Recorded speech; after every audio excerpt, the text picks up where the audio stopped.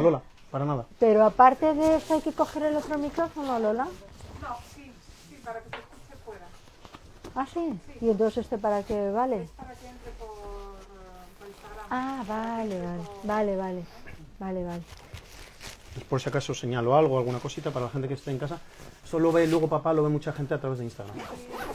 Estamos aquí como, vamos. ¿Y papá por qué no ha venido? No, es aquí mi padre. Ah, mira, mi padre. Pero bueno, Sí. pero bueno, si fan, está- fan pero- total de tu libro. pero bueno, Lo devoró. pero... Qué alegría, claro, y estaba de incógnito, ¿no? Qué bueno. Ahí tienes.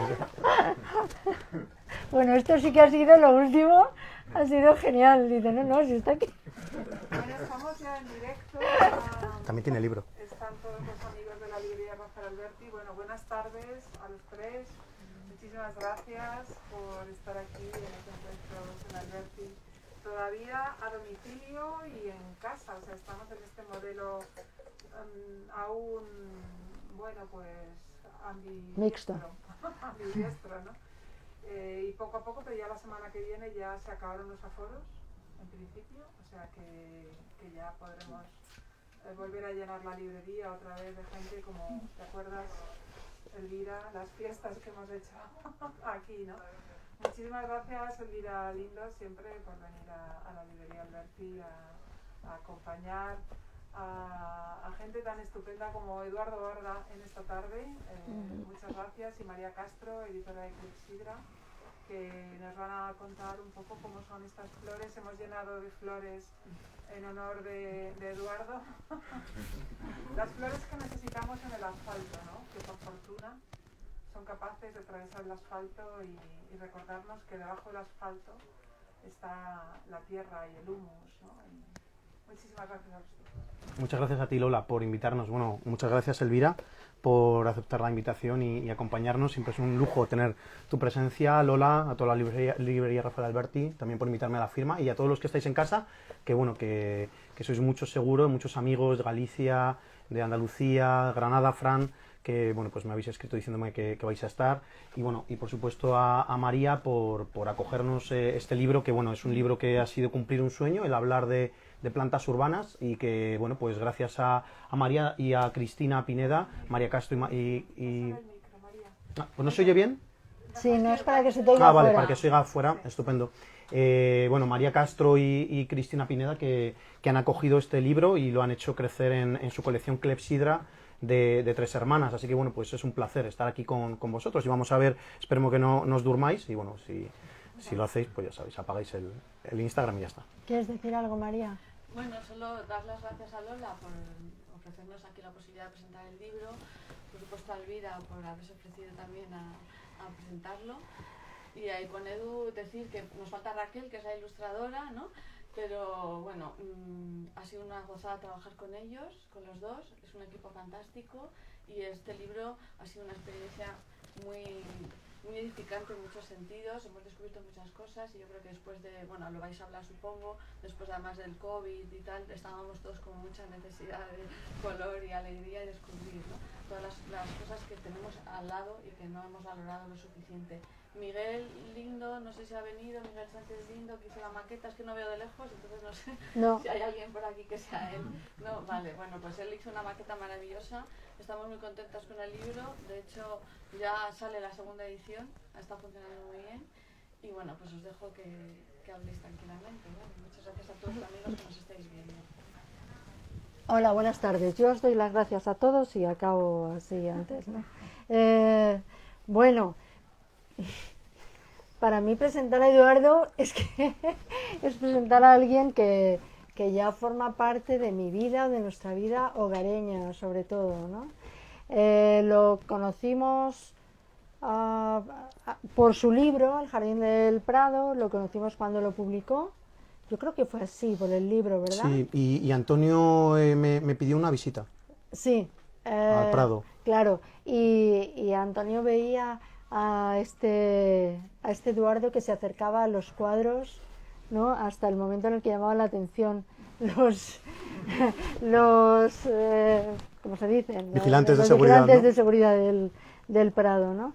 Entonces lo vio, luego presentó su libro, El Jardín del Prado, en el Jardín Botánico, y entonces, pues la verdad lo cuento, es algo personal, pero tiene mucho que ver con nuestra relación, porque además ya te has convertido en personaje de novela, Eduardo. El caso es que nuestra terraza había fracasado, o sea, las plantas que nos recomendaron se echaron a perder, era como, no sé, era como demasiado de pitiminí para el clima de Madrid, tan salvaje como el que tenemos, tan áspero, tan seco, y entonces pues estaba hecho una pena. Tanto es así que publicó una vez una foto en Instagram y la gente es que te dicen las cosas como de verdad, ¿no? Como diciendo, hay que ver qué mal tiene la terraza. Digo, bueno, perdón. Entonces esto también me animó. Dije, yo le dije a Antonio, pues voy a llamar a este amigo tuyo del Jardín del Prado, que venga y nos eche un vistazo a la terraza, ¿no? No para salir mejor en Instagram, a ver, para nosotros, para nuestra intimidad, ¿no? Entonces llamó a Eduardo y Eduardo, que me acuerdo que hemos hablado de él y cada vez que hablamos de él la gente dice, pero dirá que es paisajista. Digo, no, dice que es jardinero. Entonces hablamos mucho de él porque Eduardo es muy peculiar y te llena la vida de alguna manera, no solo te la llena de plantas, sino que te la llena de como de una alegría que él tiene, porque tiene esa energía dentro, esa bondad. Yo diría que tiene una bondad que precisamente está muy relacionada con el tipo de oficio que tiene y con hacer crecer cosas bonitas de las macetas y del suelo. Entonces empezó a venir a mi casa, pero no se iba. O sea, la cosa es que venía, sabíamos cuándo venía, pero no sabíamos cuándo se iba, porque él echó tanto trabajo y puso tanto interés en nuestra terraza y además se lo tomó tan en serio que se convirtió como en su conservador. O sea, llovía, iba a pasar algo y nos ponía un mensaje o decía, hoy me puedo pasar por ahí porque yo creo que hay que recortar un poco estas hojitas y tal. Enseñó a Antonio, le enseñó mucho porque, a ver, Antonio había trabajado en el campo, pero una cosa es ser agricultor y otra cosa tener unas macetas, ¿no? Entonces, pues a pesar de que le permitió ponerse unos tomates y unos pimientos y tal, pues la belleza de la terraza también tiene como mucho interés y mucha curiosidad en saber qué piensas tú de las plantas, ¿no? ¿Con qué te sientes más identificado? Entonces, nosotros le dimos ahí unas referencias, como por ejemplo algunas intervenciones paisajísticas que se han hecho en las ciudades, como por ejemplo el High Line de Nueva York, que es un parque elevado, que han hecho, o sea, han decorado, han plantado en las mismas vías del tren que no han desaparecido, pues plantas que tienen mucho que ver, al menos mentalmente, con lo que tú recuerdas de las vías abandonadas y de las plantas que crecían en las vías abandonadas, con lo cual es de una belleza que te lleva a otro sitio. O sea, no es solamente la belleza de la planta, sino lo que te evoca, eso, y de olores y de todo eso. Entonces le dimos 3 o 4 referencias y él empezó a llenarnos esa terraza de plantas que un día se caerá, nos caeremos nosotros también con ellas, ¿no? Y entonces es muy bonito porque ha llamado la atención en nuestro barrio. O sea, terraza, la gente la busca. El otro día las señoras hablaban de la terraza en la pescadería, lo sé por la persona que viene a mi casa a limpiar, que fue la pescadería, y estaban hablando de nuestra terraza, y porque la gente cuida muy poco las plantas, entonces de repente tenemos ahí como un vergel, ¿no? Maravilloso, ¿no? Y es obra, desde luego, es obra de Eduardo y de cómo Eduardo le ha dado clases a Antonio de jardinería, tiene un buen alumno, y las plantas se ven desde la calle, obviamente, y el otro día Pues claro, Antonio ha publicado un libro, Volver a dónde, donde sale Eduardo y sale la terraza y sale todos esos días del confinamiento donde ya estaba plantada la terraza y entonces él recortaba esto, recortaba un poco lo otro, etcétera. Entonces, claro, la gente está leyendo ese libro y la otra tarde hacía una luz tan bonita, así esa luz del sol que se está poniendo y todo eso, que es tan bonita, y las florecillas esas brillaban, era muy bonito. Entonces yo salí, Antonio estaba sentado en la misma silla que aparece en la novela, en el libro, y entonces yo salí a echar ahí unas fotos, y de repente pasa por debajo la calle O'Donnell, que es muy grande, ¿no? Pasa debajo toda una familia, una pareja joven con sus niños, uno en bici, otro en monopatín, otro no sé qué, otro tal, y empiezan a gritar, ¡Antonio! ¡Antonio! Y yo miro y dice, ¿qué no sabía? Que hemos encontrado vuestra terraza. Claro, o sea, entre todas las terrazas peladas aparece la nuestra, ¿no? Primero vieron las plantas y luego detrás nos vieron a nosotros, que es como ver un libro en movimiento, ¿no? Y entonces, dicho esto, que ya es la publicidad para el libro Antonio, vamos al tuyo. Y aquí está este libro, pues tan bonito, ¿no? Tan bien escrito, tan bien ilustrado, tan bien diseñado. Y que habla de algo que también está en el libro de Antonio y en muchas cosas que se han escrito en estos tiempos, que es un poco qué ocurre, nos damos cuenta de qué ocurre en el suelo cuando nuestra actividad deja de ser tan incesante, ¿no? Pero tú te fijabas ya antes en lo que ocurría, antes de la pandemia, tú ya ibas viendo lo que ocurría en el suelo, ¿no? Y de hecho, pues venías a mi casa, habías estado en Lisboa y nos traías como un brote que había salido en los intersticios de estas baldosas pequeñitas que hay en las calles de Lisboa, ¿no? Y dices, claro, es que son cosas en las que no te fijas. Y en eso es en lo que se fija Eduardo. Sí, es un poco el mirar, ¿no? El enfocar desde lo más cercano hasta lo más lejano, ¿no? A veces lo más lejano es lo más pequeño, no es el final de la calle, ¿no? Y muchas veces ver esas plantas que crecen entre un intersticio, como has dicho, de un adoquín, pues también es un motivo de goce para un jardinero, ¿no? Sobre todo, claro. Y para mí, cuando voy a una ciudad nueva como Lisboa, Lisboa lo hace tanto la planta pequeña del adoquín como el Museo de Arte Antica, ¿no? O un palacio, ¿no? Entonces, bueno, pues al final se trata de eso, ¿no? Con el libro, el abrir un poco la mirada, era la idea que teníamos de inicio, tanto Raquel, María, Cristina y yo, que convertir que esas personas que normalmente deambulan por las calles, un poco como maletas muchas veces, que vamos, ¿no? Deprisa y corriendo de un lado para otro, pues que nos detengamos un poco y enfoquemos a esas plantas, porque dan mucha belleza además, es que dan una capa más de conocimiento y de belleza a la ciudad. Porque son salvajes, a pesar de estar en la ciudad.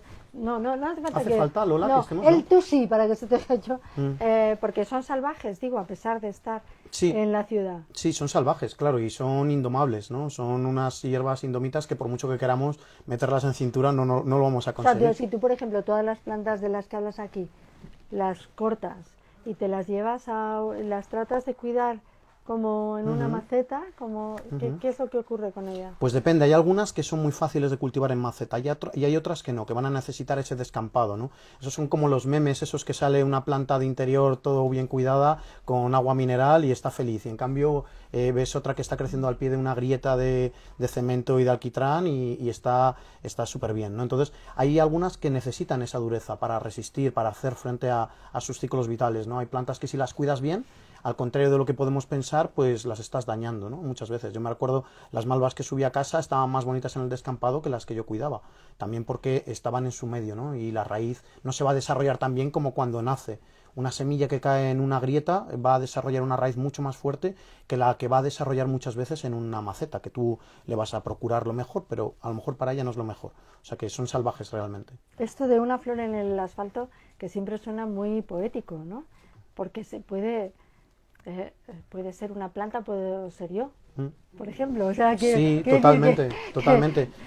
Mira, el título vino a colación. Yo cuando siempre a mis hermanos pues les consulto cosas y tal, y bueno, el título vino a colación de una pregunta que yo le hice a mi hermano, a los dos hermanos, que le pregunté, pues ya no lo recuerdo, pero fue Enrique el que me dijo, dice, pues hay una poesía muy bonita de Miguel Hernández, de entre las hojas brotan las nubes, ¿no? Ahora no lo recuerdo muy bien.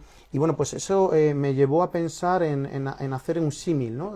Voy a trasladarlo a la ciudad y bueno, pues seguramente que habrá otros títulos muy hermosos, pero a mí me parece como muy, muy poético, ¿no? Juntar algo tan dulce como una flor con algo tan duro como es el asfalto, que yo creo que es lo más extremo que podemos encontrar siempre en una ciudad, ¿no? El asfalto, que además es un derivado del petróleo, que es negro, que da calor, sobre el que no puede crecer nada aparentemente, pero que luego se hace una pequeña grieta y de repente tenemos una preciosa planta a veces, ¿no?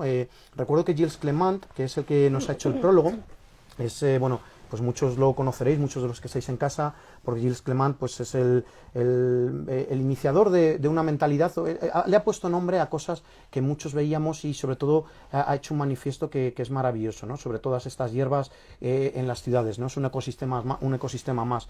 Y Gilles Clement, me acuerdo que me envió una foto cuando le pedí el prólogo, me envió una foto maravillosa de unas malvarrosas creciendo en un parking de Francia, tan bonitas, que no podrían estar mejor en un jardín, yo creo. Y eran unas grietas tan pequeñas y tan ínfimas de las que habían salido que te sorprendías, ¿no? Que de una cosa tan dura y tan aparentemente estéril pueda crecer tanta vida y tanta belleza como esas malvarrosas. Eduardo, yo cuando era pequeña iba buscando en el suelo encontrarme dinero. Tenía mucha suerte, si te fijas acabas encontrando. Yo también me encontraba así. Mi padre recordaba que un día fui a casa con un billete de 10.000 pesetas, de esos grandes, y billetes de 2.000 y de 500 me encontraba. Bueno, pero tú te fijabas en más cosas. Sí, es el enfocar, bueno, yo creo que sigo mirando como un niño, ¿no? Un niño yo creo que la mirada de un niño abarca también por estatura muchas cosas muy cercanas muchas veces, ¿no? Y enfoco desde que era pequeño tanto a lo más minúsculo de una acera como a lo más mayúsculo de una calle, ¿no? Y lo sigo haciendo. Entonces yo sí miraba también mucho a esas plantas porque eran sorprendentes, a mí me fascinaban. De repente en el descampado de enfrente de casa, pues podías encontrarte un trozo enorme, a lo mejor tapizado con cardos, que es un cardo que sale aquí, el cardo común de toda la vida, y luego veías ahí los ciclos. Veías unos ciclos que son apabullantes, porque cuando el cardo empieza a crecer lo hace muy rápido. Tiene que aprovechar. ¿Pero qué edad tenías cuando empezabas a fijarte en esas cosas? 7 años, 8 años, sí. Madre mía. Sí. Pero entonces que eras un poco... Friki. Antes se decía Pitagorín, pero bueno, ahora todo se le llama friki, ¿no? Pero sí, ¿no? Sí, desde luego, sí. Yo, vamos, y afortunadamente, porque es algo que me ha traído mucha retroalimentación desde entonces, ¿no? Y sí, yo miraba cómo crecían los cardos y luego cómo empezaban a venir pulgones y luego cómo empezaban a venir las mariquitas. Se llenaba todo de mariquitas rojas por todos lados que yo a veces cogía y subía también a la terraza, ¿no? ¿Y a quién le podías contar eso? Bueno, había algún vecino, sabes que antes pues se hacía mucha calle en los barrios, afortunadamente. Quiero decir que con otros niños no podías compartir esas cosas. Bueno, era una tabla, o sea, era una vara de medir de afinidad también. Había personas que sí que se arrimaban a esos momentos y yo también me arrimaba a los otros. Yo también, aunque fuera buscando toda esa belleza natural, pues también luego me interesaban otras cosas, ¿no? Como los juegos, como cualquier niño.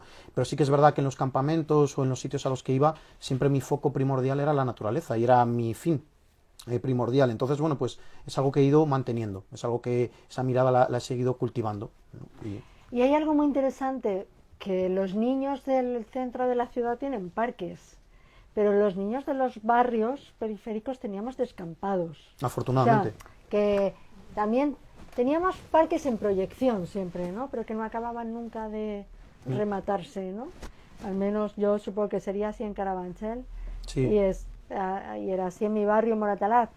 Y se han quedado así, como a medio hacer, ¿no? ¿Qué es lo que daban los descampados? O sea, a mí hay un tipo de belleza de descampado que me gusta.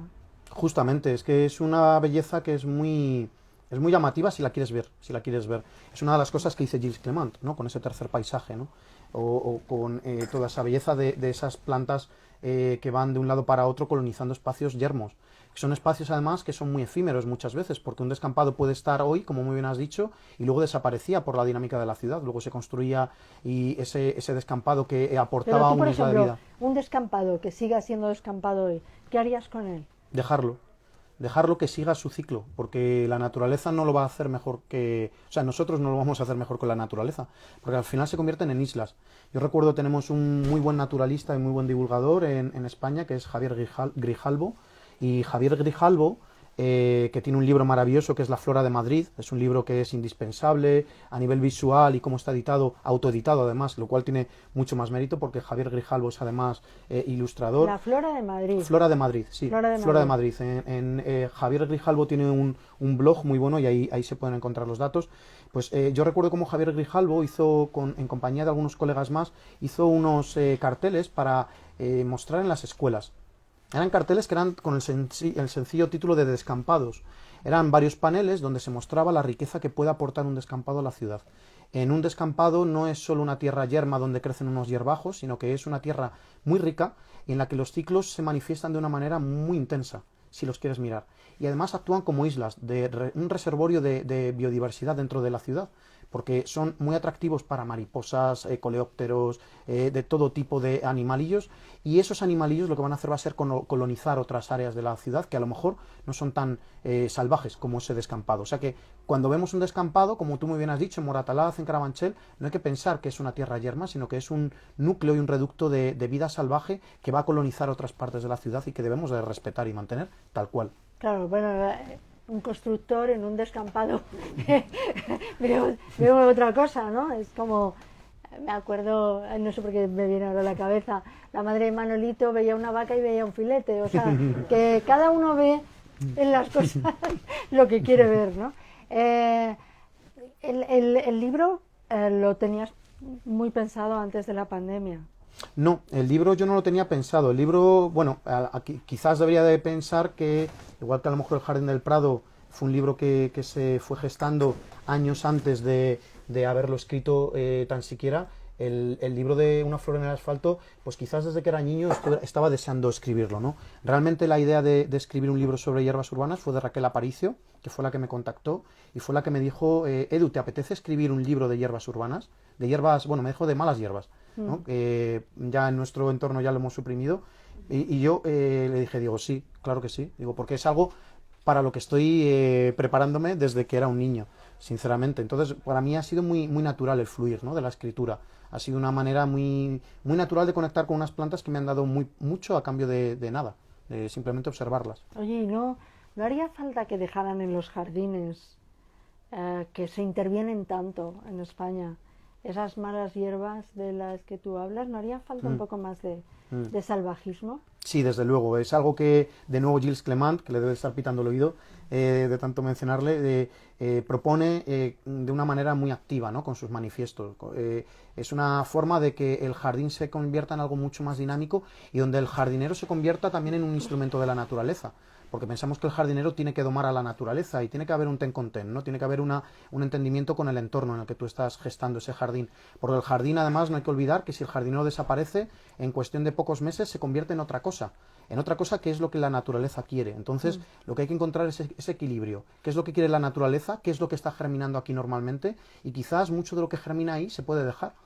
Yo en los jardines que hago, lo que hago normalmente o lo que procuro hacer es el observar, como hacemos ya muchos jardineros, que somos más sensibles a todos estos ciclos de la naturaleza, y lo que hacemos es ver qué plantas de las que se establecen nos interesan visualmente, porque hay muchas que luego visualmente integradas en el jardín, dentro de tus arbustos maravillosos, comprados en el vivero más caro de España, pues luego tienes unas hierbecillas modestas que están aportando una belleza increíble y que complementan muy bien a lo que tú has hecho.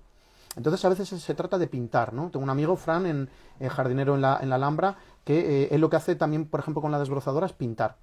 Pinta, dejando las plantas que son más atractivas y las que no, pues las va afeitando, las va desbrozando. Y quizás en esa manera de gestar un jardín se encuentra un jardín mucho más real, ¿no? Que no uno en el que tú estructures todo, en el que todo tenga que estar domado. O sea, por ejemplo, a mi terraza, que es una terraza de Madrid, del centro de Madrid, trajiste plantas de estas para que hicieran compañía a otras plantas. Exacto, por ejemplo, una de las que puse fue la cimbalaria. La Que cimbalaria, está, sí. sí, la cimbalaria aparece en el libro también. Bueno, es una vieja amiga y entonces, bueno, pues siempre tiene que aparecer en los libros, de una manera o de otra tiene que aparecer. Entonces, también la voy propagando por todas las terrazas allá ¿Y donde por esté. qué? ¿Qué tiene la cimbalaria? Mucha belleza, mucha belleza. Antonio, cada vez que voy a la terraza me dice, y mira cómo está. La cimbalaria. Mira cómo está, pero es que está, claro, porque es una melena que es muy jugosa, con unas hojas muy pequeñas, con un dentado muy especial, es muy llamativa. Todo el mundo que se detiene en esa planta se enamora de ella. De hecho, al final del libro, al final del capítulo, en la cimbalaria, dice algo así, ¿no? Interpela al lector diciendo, y tú ten cuidado, no me mires mucho, que a lo mejor te vas a enamorar de mí, también. Entonces, Claro. es luego unas florecillas chiquititas muy hermosas. Las flores, claro, las flores pequeñitas que no tienen nada que ver con la idea de flores que hemos tenido en los jardines habitualmente, que la verdad eran A, B y C siempre, ¿no? La Sí. idea de flores que nosotros tenemos, ahora va cambiando un poco. Sí, va la cambiando cosa. esa mentalidad y a veces buscamos más esa naturalidad de las cosas pequeñitas, de las cosas silvestres, ¿no? Sí. De hecho, se ve, por ejemplo, las floristerías, ¿no? Salvando un poco porque es un salto bastante grande para mí el paso del jardín a una floristería, porque hay un concepto de cultivo distinto, pero en la floristería se ve muchas veces cómo también los gustos han cambiado y muchas personas piden cosas más silvestres y más naturales, más sencillas a veces. No solo los floripondios Sí. de una dalia grande o de una azucena, sino también flores frescas y chiquititas. Mm. Hablábamos pues del niño que iba por su barrio de Carabanchel y que observaba el suelo o el descampado y veía todas esas cosas y cómo de repente lo conectas con un oficio, con estudiar el oficio. ¿Cómo es ese salto? El salto fue natural. El salto fue natural porque yo no me propuse. Yo quería hacer biología desde muy pequeño, siempre que me preguntaban quería hacer biología, pero bueno, el camino estaba muy cerrado para mí de una manera muy lógica. Las matemáticas a mí no me gustan. Todo lo que sean números, todo lo que sea, esa parte de mi cerebro en algún momento se debió de perder por el camino, no sé, en algún golpe en la cabeza que me di y no pretendía llegar a biología porque ya era para mí algo insalvable. Era el sufrimiento absoluto y continuo. Entonces, claro, cuando algo te hace sufrir, otras personas a lo mejor lo afrontan y atraviesan las llamas. Yo me di media vuelta y decidí seguir un camino mucho más natural y mucho más sencillo para mí, que era el de la jardinería, que era algo que practicaba desde pequeñito, porque yo se lo veía a mi madre. Entonces, bueno, yo cuando veía a mi madre cultivar las plantas de esa manera tan sencilla, de esa manera tan natural, pues pensé que era el camino, era la manera de unirlo. Esa imagen de una mujer cuidando sus plantas que has escrito Exacto. recientemente, ¿no? En el periódico El País, y que es tan bonito, ¿no? Una persona cuidando lo suyo, ¿no? Sí, yo creo que es una visión que tenemos muchas personas, ¿no? Además es algo que está siempre muy ligado a lo femenino, ¿no? Dentro de las casas. También he conocido a personas mayores que han cuidado las plantas, ¿no? El padre de mi amiga Carolina, una maravillosa amiga y compañera de trabajo que compartimos casa en Marbella, pues el padre de Carolina era muy aficionado es muy aficionado a las plantas también, ¿no? Pero lo normal es que era una afición muy de mujer, ¿no? Que era la abuela o la madre la que cuidaba. Después de hacer las tareas de la casa, pues también tenía esas 4 plantas o esas 100 y las cuidaba con esmero, ¿no? Además, sin un conocimiento técnico, pero con una aplicación y una mano verde, ¿no? Como decimos ahora, ¿Mano verde qué se llama? mano verde se dice mucho también en Andalucía, ¿no, Paco? No sé si se dice en Andalucía. Tener mano verde. A personas, sí, sí, eso es ya como lo hemos traducido del inglés, ¿no? Directamente, el green thumb, pero el punto de esa persona que de repente te coge un trozo de planta, un esquejito de nada, te la pincha aquí Y ya se le está. da bien, la Y persona nace. que se le da bien. Se le da bien. Y muchas veces vemos como esas mujeres se les daba muy bien, ¿no? Y se les da muy bien, Por afortunadamente. pura observación diaria de tener una cosa bonita, que además era como hacia la calle, ¿no? Eso, sí, era como, sí, es una cosa, yo creo que el no buscar nada a cambio, porque cuando tú cultivas un geranio no te lo vas a comer, normalmente. Es una finalidad muy hermosa, muy poética, ¿no? Sin embargo, Dar belleza. es dar belleza visual y también olfativa, Ujú, porque ujú. son plantas que te llegan también por el olfato y que te Sí. dan mucha felicidad, ¿no? Sí, vamos, al final las plantas te dan una estimulación de todos los sentidos, ¿no? Es imposible, ¿no? El salir a un jardín y que todos los sentidos no se vean alterados en el buen sentido de la palabra, a veces también para el malo, ¿no? Pero sí que es como muy llamativo, ¿no? Un jazmín en una terraza un geranio, con esos olores tan arraigados que tenemos a nuestra memoria, ¿no? Sí. De pequeños. Te llevan a un sitio o a Sí. otro, ¿Tú ¿no? tienes algún aroma que recuerdes de pequeña? Sí, de Málaga muy fuerte, los jazmines, la madreselva, los jazmines eran plantas que estaban mucho en los patios andaluces, ¿no? Ujú. Entonces, sí, a veces incluso un poco fuerte. Ujú. O sea, yo, por ejemplo, me siento mejor con un aroma como el del geranio. Es como más Mm, severo, pero no sé, mm, tiene algo menos mareante, mm. en cierto sentido, ¿no? Sí, yo conocí muchas personas que el jazmín, por ejemplo, no les gusta, Ya, ¿no? O las sí, azucenas, sí. ¿no? O cosas así que Yo es que tienen... además es que estaba en el jardín de mi abuela y no nos llevábamos muy bien, entonces se me ha quedado, también se te queda, ¿no? Como los identificas con personas, ¿no? Totalmente, Y o entonces- con lugares, ¿no? o con lugares, ¿no? Pero sí que es verdad que hay olores que, no sé, que vas por la calle, ¿no? Y de repente estás debajo de un árbol Mm, y dices, ¿a qué huele esto? Mm. A mí hay árboles que me huelen a semen, con perdón. Sí, sí, sí, al final son esencias florales que Son tienen esencias bases. que tienen que Sí. ver con los propios olores que nosotros Sí. también, ¿no? Sí, sí. Emanamos, ¿no? Sí, sí, además muchas de las plantas generan aromas que están basados en fluidos, ¿no? Claro, de por los eso. animales para atraer a los insectos. O sea que tiene una relación directa. Aquí has hecho que las flores hablaran. Sí, sí, mira, y me la han... Aquí estamos diciendo lo que nos dicen las flores Mm. y tú les has hecho hablar en primera persona. Sí, además surgió de una manera, de nuevo, también muy natural.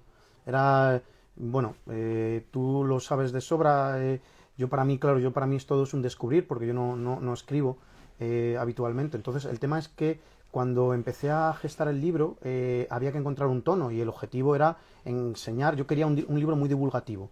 Yo tenía claro que quería que desde una persona de 12 años hasta una de 100 pudiera leer el libro, disfrutarlo y entenderlo. Y, bueno, pues sacar muchas conclusiones de estas hierbas urbanas. Entonces, recuerdo, me lo han preguntado estos días, pero es que he encontrado un pequeño mensaje donde a los pocos días de ponerme en contacto con Raquel, o mejor dicho, que se pusiera ella en contacto conmigo, le digo, Raquel, he pensado en la rosa del Principito. Y ese ha sido el detonante. Entonces, ha sido como un poco esa la clave de encontrar cómo las plantas al final son las que nos hablan y pueden, con una carga emocional, transmitirnos sentimientos, transmitirnos situaciones, transmitirnos sus vivencias del día a día. Y bueno, pues al final ha sido esa la manera, ¿no? Y luego hay una cosa que yo tengo muy interiorizada, que es la revista El Cárabo. Para todas las personas que no conocen la revista El Cárabo, tiene una cuenta en Instagram también, es El Cárabo o El Cárabo Revista, ahora no lo recuerdo muy bien cómo es, pero buscadla porque es una de las revistas más hermosas, para mí la más hermosa de naturaleza que hay, y está editada por Pierre Dehomme en Francia, y aquí en España la edita Teresa Bizetto. Teresa Bizetto lo que hace es un trabajo maravilloso con su equipo, con Carlos Fraile, de traducirnos una revista que es maravillosa, donde los animales quizás menos significativos de la naturaleza, a veces son pequeñas musarañas, a veces son escarabajos, a veces son un caracol, o también las plantas, aunque no tanto, pero nos hablan ellas también en primera persona. Entonces, yo creo que ese lenguaje lo interioricé también de una manera muy natural, y aquí ha salido de esa manera. Y yo creo que, bueno, pues está gustando. Es una manera, yo creo que en la que conectas más fácilmente con la persona. En este caso con la planta. Es Por ejemplo, la amapola, ¿cómo habla la amapola? La amapola habla un poco presumida y habla muy digna. Sí, porque se siente, y también se siente un poco a veces molesta, porque se la ha utilizado como un símil de la guerra, ¿no? No sé si recordáis que muchas veces cuando es el aniversario de la Primera Guerra Mundial se la utiliza en esos brochecitos con fieltro para significar esa guerra, ¿no? Esa guerra mundial. Y ella no lo quiere, no lo desea, ¿no? Era por una razón lógica. Después del pisoteo sobre los campos, el terreno removido y libre de otra vegetación era perfecto para que las semillas de la amapola germinaran sin competencia y con un terreno además suelto, ¿no? Entonces, por eso, en la primavera siguiente, o mejor dicho, en el otoño, germinaban esas semillas libres de esa competencia gracias, entre muchas comillas, a la guerra. Entonces, también se siente molesta por eso, ¿no? Porque eso, bueno, pues juntar una flor con la guerra, pues mejor que no. al menos para la amapola. Pero tiene una canción tan bonita. Está también ahí, además, Claro. sí, que es amapola, lindísima amapola. Amapola. La ponga así, la pongo al final de una manera como muy sencilla. Es la despedida del libro, de la última planta, además. Además está bebiendo un poquito de vino, porque se utilizaban sus pétalos para dar color al vino también. Y bueno, es una manera de despedir con ese dibujo de Raquel Aparicio que me hace mucha gracia, como coge con la copa con esas con esas hojitas de una manera tan dulce, es muy, muy hermoso. El cardo. El cardo es un macarra. Además, el cardo es, el otro día leyeron un extracto en un programa de radio en La Cadiera de Aragón, mandamos un saludo a todas las personas de Aragón, y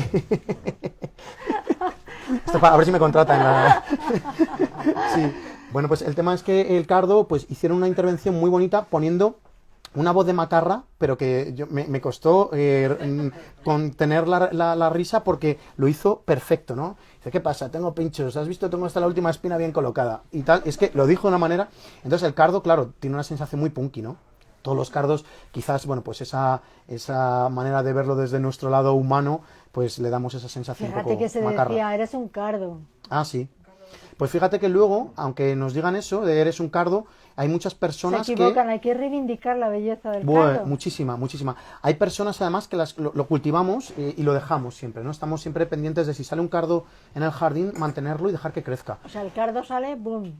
Nadie Mucho. planta cardos. Bueno, se puede, porque yo de hecho planto cardos, pero siembro cardos, mejor dicho, pero sí que te aparecen muchas veces sin desearlo, ¿no? Hay una persona que es Ramón Gómez, que es un divulgador de las hierbas urbanas, también ahora va a publicar un libro, Botánica Cercana, y bueno, pues él es otro de esos enamorados por el cardo. Los cardos, porque hay muchos, está el cardo mariano, el cardo común. Y el cardo mariano, ya me parece... Ah, sí, el cardo Rizar mariano... el rizo. Sí, el cardo mariano ya es una locura, porque ya es un cardo que se dice que las manchas blancas era porque la Virgen María, en la huida de las hordas de las tropas de Herodes, para que no mataran al niño Jesús, amamantando al niño Jesús, se vertió un poco de leche sobre las hojas del cardo y lo manchó con esas venas de color blanco, ¿no? Entonces, desde entonces se ha utilizado mucho en toda esta iconografía. Una iconografía que muchos pintores antiguos, como Patinir y otros, recogen también en sus tablas y en sus lienzos, ¿no? También utilizan estas hierbas muchas veces como protagonistas, porque son también protagonistas. Hay que ver que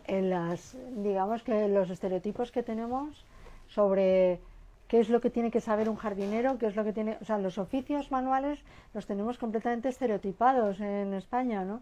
Y de repente sale un jardinero culto que sabe tanto sobre los cuadros del Prado. Yo creo que hay muchas personas. Afortunadamente, yo en mi entorno tengo muchos jardineros, amigos jardineros, que tenemos y tienen una singularidad, que es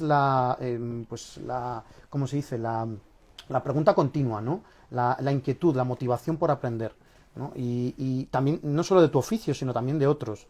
Entonces, bueno, yo en ese aspecto, pues sí, yo me enamoré del arte, como bien sabéis, que por eso yo creo que nos conocimos de inicio, y bueno, pues no podía desligar mi jardinería de las plantas que crecían y crecen en las plantas, en las obras de arte. ¿Se da bien? O sea, ¿se enseña bien la jardinería en España?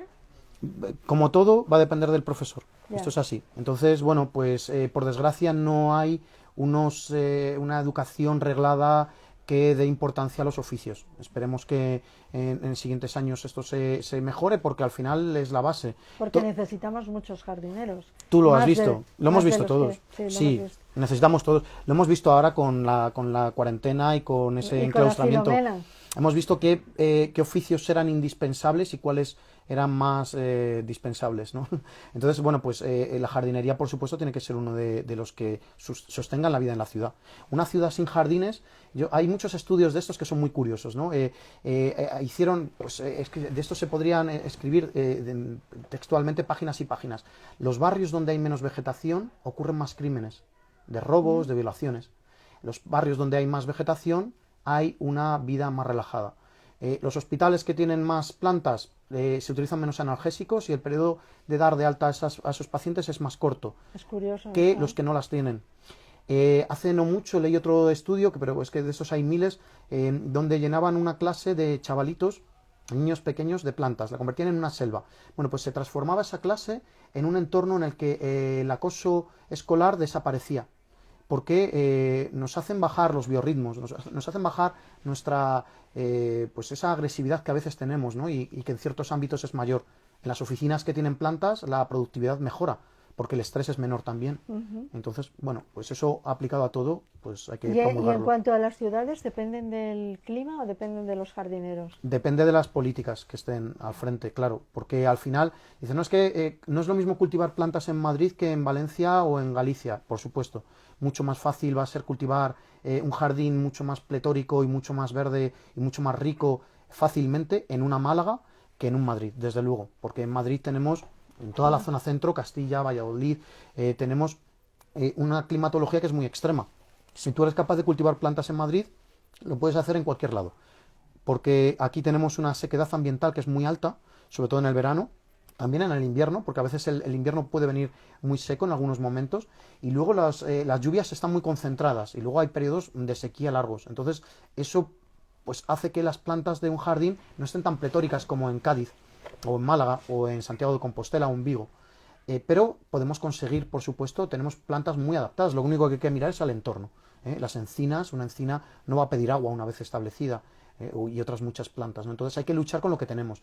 Es curioso cuando viajas a Reino Unido y ves cómo ellos utilizan plantas mediterráneas de una manera magistral. Y nosotros, que las tenemos en el sitio donde ellas crecerían de una manera totalmente acorde con el medio, no las utilizamos. Es curioso. ¿Y la contaminación qué hace con ellas? La contaminación que hace con ellas, bueno, pues la que no sea resistente, pues quizás lo pase un poco peor, pero es que muchas son resistentes a la contaminación. De hecho, muchas atrapan... Casi nosotros, te voy a Sí, decir, que sí. resistimos a diario, ¿no? Claro, fíjate lo que tenemos que tragar, ¿no? Que menos mal que es una conciencia que ya va cambiando, a veces a paso de tortuga y para ciertas personas más lentamente, pero es algo unívoco que el tráfico y la contaminación en las ciudades tiene que tender a ser reducida de una manera drástica si queremos pues reducir muchos problemas, ¿no?, sanitarios. Pero lo que son los árboles, por ejemplo, atrapan muchas partículas. Simplemente de manera mecánica en un árbol ya se están posicionando en las hojas muchas partículas. O sea, Y luego... nos sirven de barrera para que no respiremos tanta Exacto, ¿no? exacto. Un gran árbol atrapa mucho de eso. Que luego cuando llueva va a caer al suelo, que no es una contaminación que desaparezca, pero bueno, al menos se va a fijar y no va a pasar a nuestros pulmones. La chicoria. La chicoria, pues vamos, otra planta maravillosa que crece en cualquier descampado, ¿no? Porque el libro está estructurado en 4 grandes bloques, está estructurado en calles, muros, descampados y parques, y vemos cómo en cada uno de esos bloques crecen unas plantas muy, muy particulares. Una es la chicoria, que tiene uno de los azules más maravillosos que tenemos en la península ibérica, y que además muchas personas la conocen directamente por esa facilidad con la que se ha tostado su raíz para un sustituto del café, ¿no? Para ser un sustituto. Es una planta que además está ligada a usos a veces un poco esotéricos, ¿no? Se recogía esa planta en la noche de San Juan con una finalidad que era librar de espíritus malignos pues a la persona que la poseyera, ¿no? Entonces, bueno, pues es curioso porque muchas de esas plantas están ligadas a usos muy ligados a lo nuestro. Y luego estos nombres, la manzanilla loca, la zanahoria silvestre, ¿no?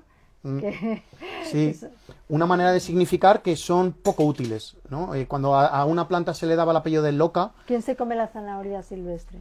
pues muchos ratoncillos seguro. Nosotros la podríamos consumir cuando es muy tierna, pero luego cuando ya madura un poco tiene demasiadas fibras y ya sería como morder una cuerda de esparto. Entonces, bueno, pues se podría comer, pero muy al inicio, no como las nuestras, que nuestras zanahorias pues se pueden comer desde hasta cuando son muy viejas. ¿Has visto que muchas plantas tienen dichos?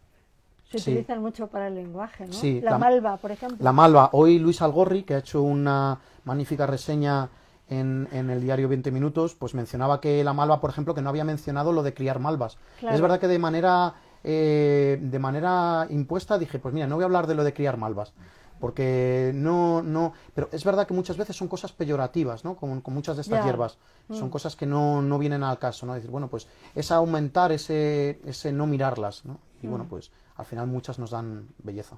¿Y el estramonio? Bueno, el estramonio, con el estramonio hay una frase final que a mí me apabulló. Cuando la vi, encontré una página web maravillosa, en el sentido de personas narrando cosas con sustancias psicotrópicas, ¿no? Y hay una frase que de una persona que se intoxica con el estramonio en la página 148, para los que estéis en casa, con el libro, donde la persona narra Que estuvo muerto. Bueno, exacto, estuvo muerto. O sea, era un infierno sin llamas, pero él se sentía totalmente aislado y muerto en vida.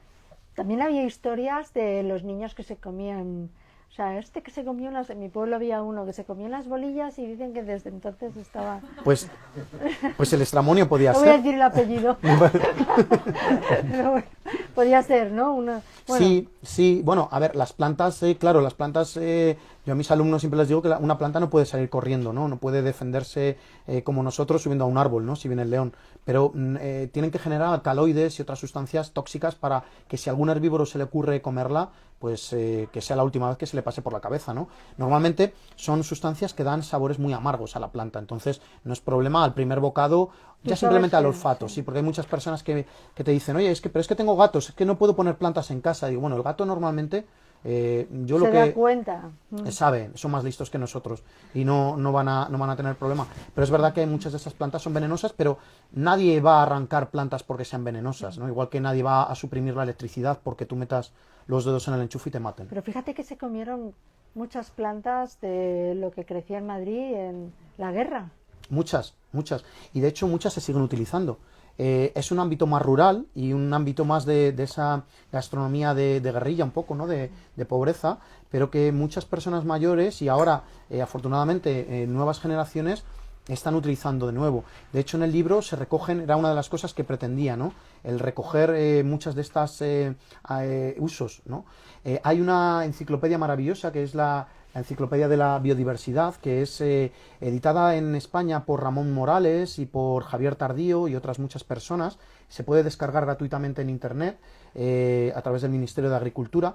Y son muchos tomos donde se recogen todos los usos de zonas a veces muy chiquititas de España. Podría parecer tu pueblo o alguna región muy próxima a él, donde una planta se consume ahí y no en el resto. Y eran plantas que salvaron a mucha gente de la hambruna, ¿no? Claro. Entonces, esos usos también están recogidos. Y son plantas que muchas veces tienen además sabores excepcionales. Ahora, de hecho, muchas se utilizan en alta cocina. Pues, por ejemplo, ahí hay una que a mí me gusta mucho, que es el ombligo de Venus, que es una planta maravillosa, que crece en los muros, y el ombligo de Venus se utiliza en alta cocina para decorar los platos, ¿no? Y, bueno, pues un uso de la antigüedad que ahora se sigue... Y el diente de león usando. tan bonito. Bueno, el diente de león, además, mira, el otro día que estábamos haciendo unas fotos para La Vanguardia, estábamos haciendo unas fotos va a salir en el magazine dentro de un par de semanas de La Vanguardia, localicé una calle que estaba pues al pie del Círculo de Bellas Artes con un diente de león creciendo en una grieta. Los que os metáis en mi Instagram vais a ver lo que la tengo anunciando la presentación que estamos ahora compartiendo con Elvira. Y ese diente de león que tú ves en una grieta al pie de la acera, está, ya te digo, al pie de la terraza del Círculo de Bellas Artes. Esa planta tan modesta que el otro día estaba en flor, seguro que tiene una raíz larguísima. Son raíces a veces las del diente de león que bajan y horadan por donde pueden. Esa no va a bajar mucho, pero seguro que esa grieta la ha continuado y a lo mejor tiene 2 o 3 metros de longitud. Por eso es imposible destruirla. Es una planta que muchas veces cuando crecen los céspedes el jardinero se vuelve loco queriendo quitarla y vuelve a salir. ¿Y qué es lo que tiene que hacer el jardinero? Bueno, pues a lo mejor gestionar y que eso se convierta en una pradera. Si no es un tee o un green de un campo de golf, se puede dejar perfectamente y puedes enriquecer con una planta que además sirve de reservorio para muchísimos animalillos en pleno invierno.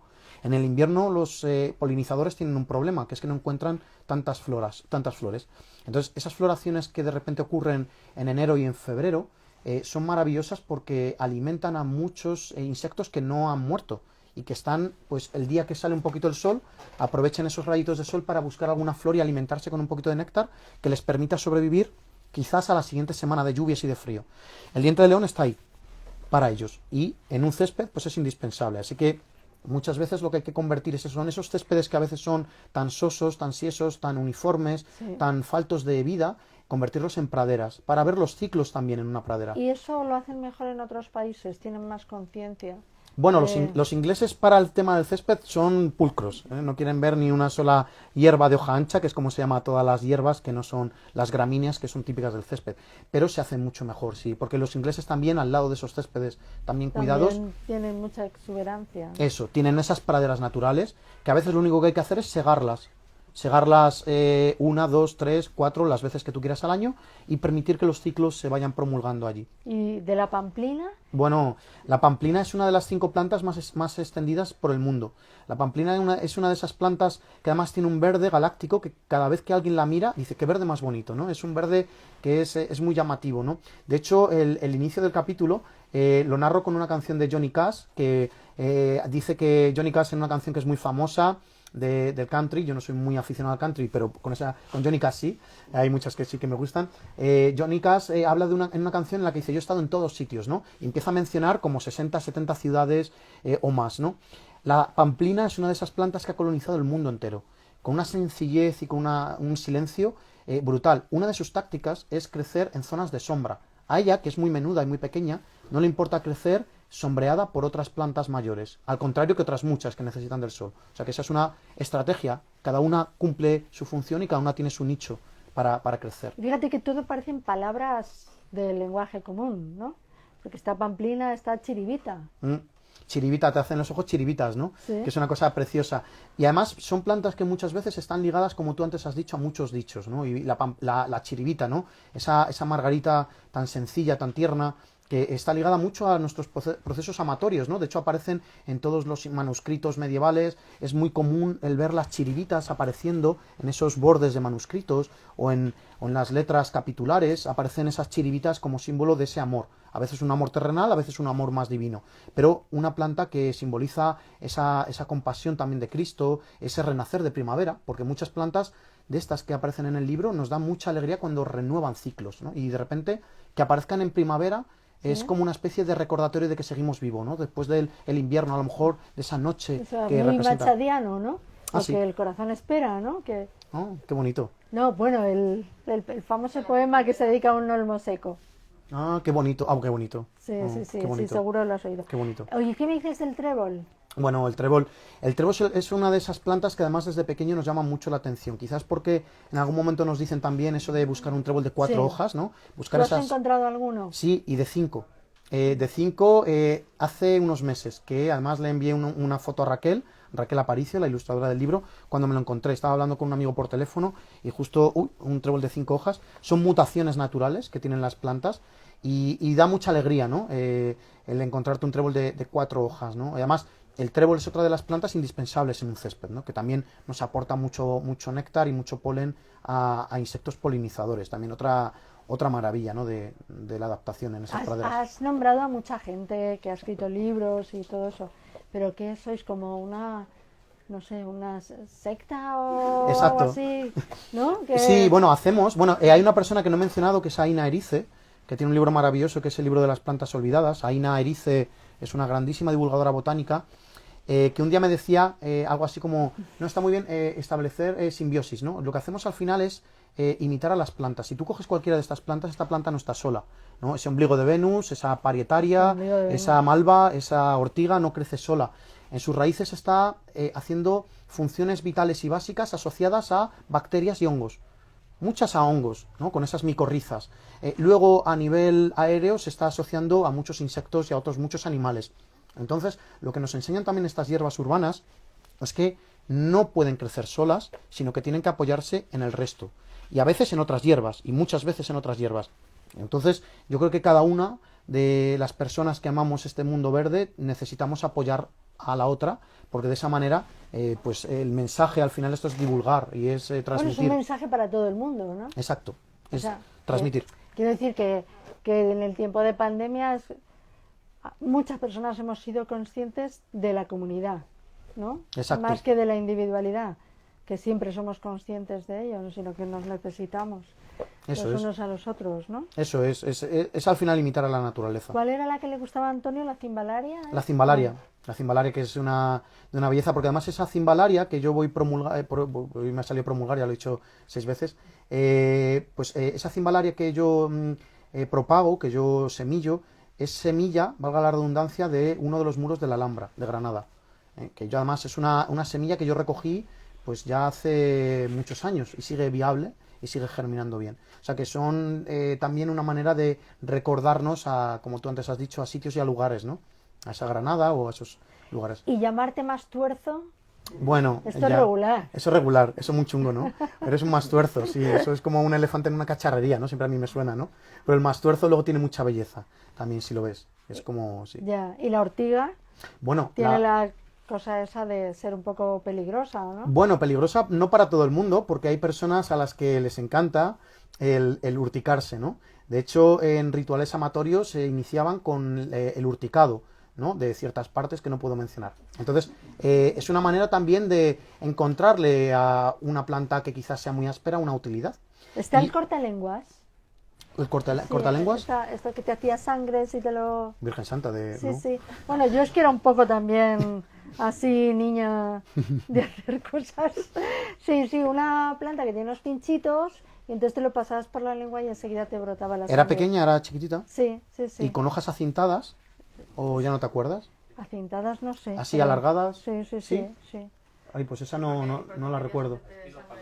No, por llegar a clase y hacer así, ¿sabes? Un poco de... a lo Un mejor poco gore. un poco gore, un poco de llamar la atención cuando no tienes otra habilidad. Pero bueno. Oye, bueno, bledo. Bueno, el bledo. Me importa es un bledo, ¿no? Eso es también una manera de Bledo decir... rastrero. Bueno, además sí.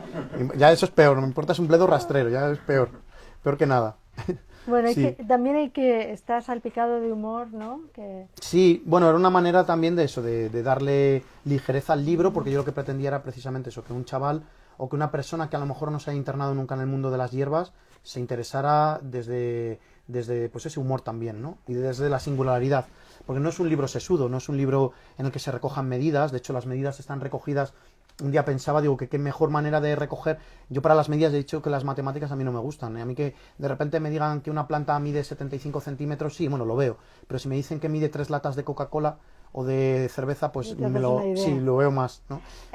Sí, me acuerdo de haber leído El Tiempo, de esos reportajes que hacen los periódicos, el New York Times, que hace reportajes de las cosas más inesperadas. ¿Cuánto tiempo había que pasar si el hombre abandonaba una ciudad para que la naturaleza la tomara absolutamente, ¿no?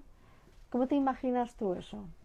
Bueno, vimos un inicio en esos poquitos meses, Por eso ¿no? te digo que... Bueno, lo primero las hierbas. Las hierbas empezarían a colonizar absolutamente todas las aceras. Y después de las hierbas llegarían... Los animales. Bueno, los árboles también. Bueno, los animales sí, los animales estarían en un ir y venir porque los animales van con los ciclos de las plantas. Sin planta no hay animal. Y luego lo que ocurriría es que esas plantas que vemos muchas veces en las aceras, que parecen una hierba más, pues luego resulta que son un ailanto o una amelia o una acacia, falsa acacia, muchos árboles, olmos. Entonces esos olmos sería el siguiente paso, ¿no? Con unas raíces mucho más poderosas empezarían a rajar y a resquebrajar todas esas aceras y ese asfalto, ¿no? A medida que el asfalto fuera perdiendo propiedades y esas grietas fueran cada vez mayores, las plantas serían mayores y al final acabarían desdibujando la ciudad. Y sería una ¿Te especie de gustaría jardines de verlo así Babilonia. de pronto, no? Sí, sí, más que en esas distopías, me gustaría verlo un poco, sí. Bueno, yo creo que hay un sitio en el planeta que por desgracia es muy fácil de ver, bueno, fácil al menos a través de internet, que es Chernóbil, ¿no? Sí, Con ese sí, abandono sí. que hubo Sí, con sí. esa vegetación, esos animales que ahora pues han tomado todo. Sí, o lugares abandonados. Sí. Bueno, Un Detroit, ¿no? Hay zonas de Detroit que... exacto. Antes de irnos, me gustaría que mandáramos un abrazo muy fuerte a nuestros amigos canarios que están viviendo todo esto. Y si hay alguien, desde luego, desde La Palma, un apoyo muy grande desde aquí, desde la librería Alberti de Madrid. Y me gustaría, ¿qué futuro tiene una tierra que ha sido, digamos, colonizada, invadida por la lava? Pues esperar que la naturaleza la vuelva a recolonizar. Bueno, sigue siendo naturaleza, una naturaleza muy agresiva, por desgracia, pero van a pasar muchos años, claro, tienen que pasar 20, 30 años para que se empiecen a establecer plantas y que, bueno, pues siga el ciclo, porque al final esa lava, toda la pobreza que está causando, pues también trae mucha riqueza para ciclos biológicos, ¿no? En un futuro. Sí. A pesar de toda la destrucción. Entonces, bueno, pues dentro de 20, 30 años empezará a colonizarse otra vez y, bueno, pues esperemos que solo sea un mal sueño. Bueno, muchas gracias, Eduardo. Siempre Muchas gracias, es un Elvira. gusto hablar contigo. Igualmente. Así que se aprenden muchas cosas. Muchas gracias a los que habéis venido. Muchas gracias por seguirnos. A todos los que nos han unido por Instagram, he oído muchísimos comentarios, muchas flores, sobre todo había, en lugar de corazones había había flores y árboles y hojas, o sea que despídete de todos los que nos han seguido a través de... Pues nada, muchas gracias por seguirnos desde casa, sé que muchos sois amigos y seguidores, así que nada, muchísimas gracias por vuestro cariño y por vuestro apoyo. Y espero que el libro pues os guste y que aprendáis mucho. Sí, Eduardo dejará algunos libros firmados, ¿verdad? Para Por que supuesto. quien quiera venir a comprarlos aquí o pedirlos por la web, pues puede hacerlo. Estupendo, muchas gracias. Hola. Gracias, Eduardo. Gracias, Eduardo. Muchas gracias, Elvira. Uy, perdón. Pues nada, Pues muy bien. ya estamos. Qué bonito, estupendo. ¿Cuántas preguntas me ocurren de plantas? Consultorio, tendrías que poner un consultorio. Sí, ya lo corté. Claro, no, por supuesto. Ahora ya. Ahora sí, la faja.